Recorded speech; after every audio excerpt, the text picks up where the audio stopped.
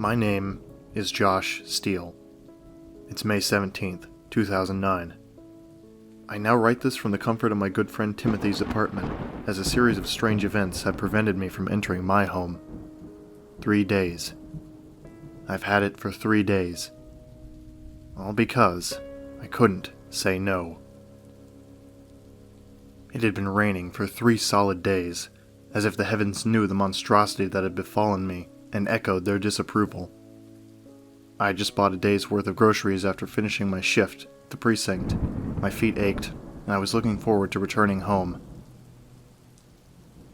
The streets had been oddly active for such a rainy night, and with the misty rain clouding the streets, I hadn't noticed a presence behind me until his reflection passed in front of a store window.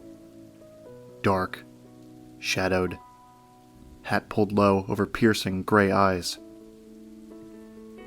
A shiver slid down my spine. Something was off. I shook my head. I was tired, seeing things that weren't there. The rain had me seeing things, sensing things. I grasped my bags tighter and picked up my pace. Only a few more blocks to go, and I would be home. The last street had me passing a crowd of people exiting a store, undoubtedly heading home from the rain.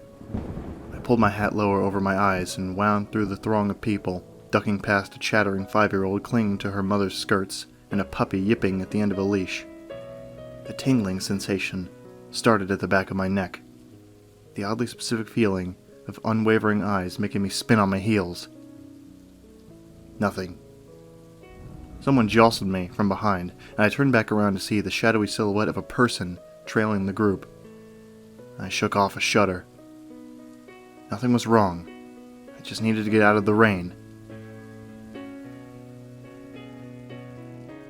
Arriving at my home, dripping and unhappy, I fished the keys out of my pocket and unlocked the front door, having to juggle the slippery bags in my hand before they tumbled across the wet surface that made up my formerly neat porch.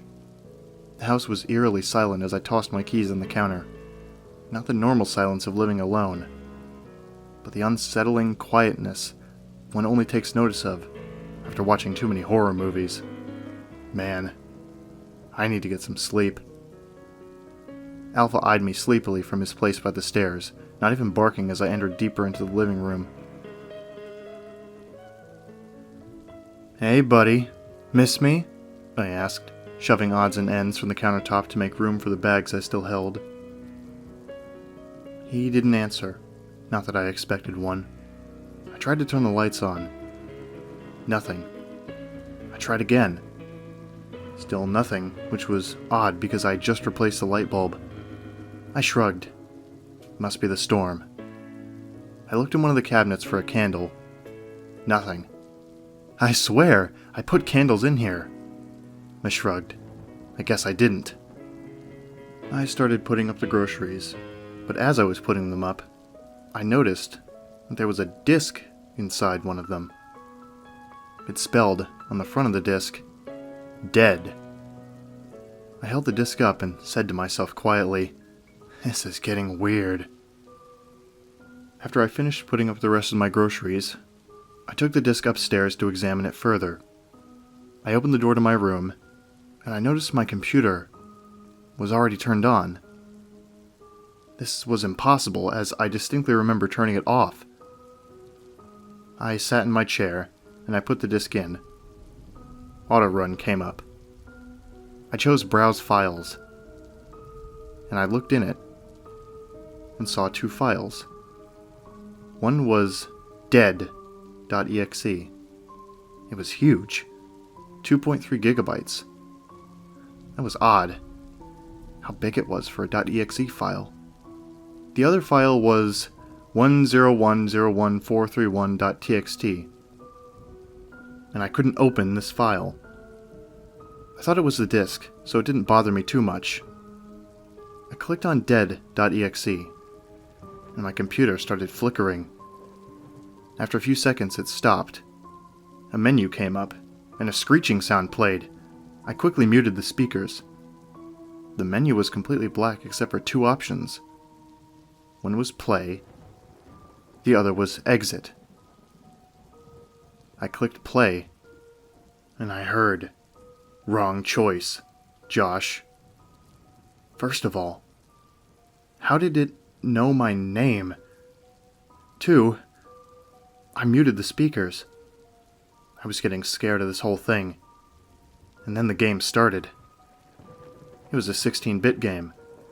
The player looked exactly like me. Although, it looked too real to be a 16-bit game. The game showed me what looked like the town that I lived in. Out of curiosity, I went to where I thought my dad was still working. I walked up to him in the game, and I saw an option pop up. Only one. Kill. Since I couldn't choose any other, I clicked kill. And the game me stabbed him. It showed off a hyper-realistic picture of my dead father afterward. It seemed like you could touch it, and you would get blood on you. So I did, and the unthinkable happened. There was a little bit of blood on my finger. This can't be real! I was shocked, yet I continued to play. I didn't want to hurt anyone else. So I made the game me walk to my own house and look into my bedroom window. Outside of the game, in real life, I looked at the window and there was myself, staring at me. I was so scared, so I hit the escape button on my keyboard, hoping the game would turn off, but it didn't. Then, without my control, the game version of me came through the window and started to chase me with a knife I had in my pocket. I ran as fast as I could, and I barely got away. Later, at Timothy's, I tried to get some sleep, having a little bit of trouble, but managing nonetheless. After I woke up, the next day, Timothy gave me the newspaper, and on the front page it said, "Man murdered while working in his office." The name was Joe Steele. I was shocked. It could only be one thing. That game. Right now, I'm at a friend's house typing this, as I said before. And that clone is guarding the house to make sure I don't turn off the game.